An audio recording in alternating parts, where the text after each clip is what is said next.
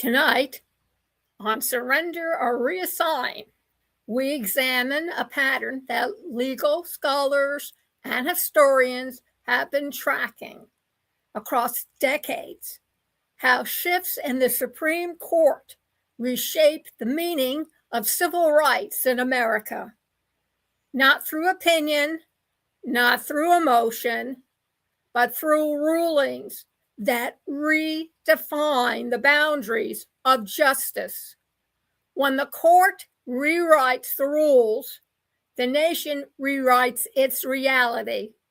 The question for us is simple: do we surrender to the new landscape or reassign our understanding of what civil rights truly mean? Recent reporting highlights a series of discussions that have reshaped voting rights, affirmative action, reproductive access, environmental protections, and the balance of federal versus state power. Analysts note that these rulings often represent some of the most significant civil rights reveals in modern history. Whether one agrees or disagrees with the outcomes, the scale of change is undeniable. And here's the key: every major shift in American civil rights, from Reconstruction to Jim Crow, from the Civil Rights Act to the Voting Rights Act, has always come down to one thing: who interprets the Constitution and how. That's the heart of tonight's segment. Legal scholars point out that the court's current majority reflects a judicial philosophy emphasizing originalism, limited federal oversight, and a narrow reading of civil rights protections. Supporters say this restores constitutional purity. Critic says it rolls back decades of progress. But the real question for us is not who's right, it's what happens next.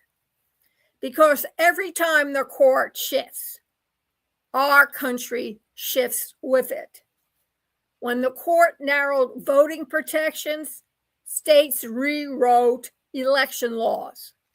When the court ended affirmative action, universities wrote admission policies and rewrote them. When the court changed reproductive access, legislatures rewrote healthcare rules. The court rules, and the nation reorganizes. So tonight we ask the question: surrender or reassign? Do we surrender to the new legal landscape, or do we reassign our understanding of what civil rights look like in 2026? Because civil rights have never been static. They expand, contract, and expand again. They are shaped by lawmakers, voters, movements, and the stories we tell about justice. And that brings us to a deeper issue. Who gets to define the truth of civil rights in America? This connects directly to your idea of the truth, the whole truth, and nothing but the truth. Because truth is not a fact, it's a ruling.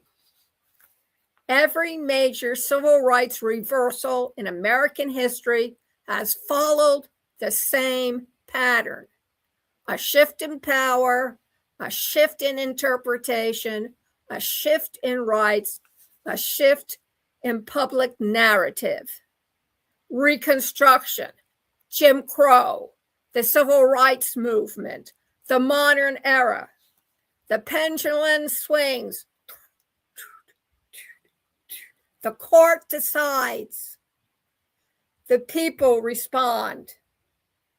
And history records the consequences. So what do we do with the truth? The whole truth, and nothing but the truth on whether the court is right or wrong. Do we surrender to it or reassign it?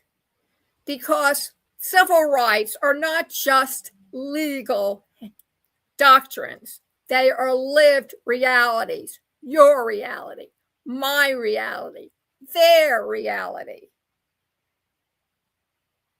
And now every generation must decide how far they are willing to go to protect them.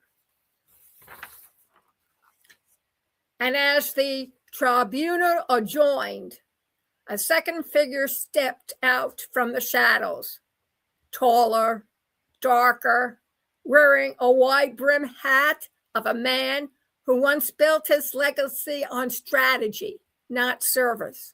Unlike the first, this one had never acted from noble purposes. His game was power. His craft was manipulation.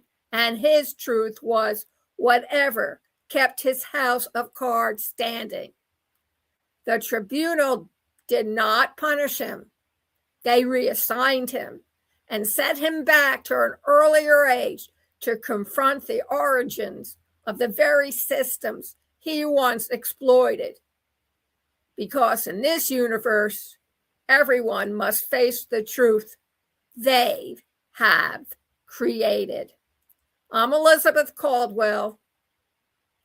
This is Surrender or Reassign. Stay steady, stay sharp, and stay awake.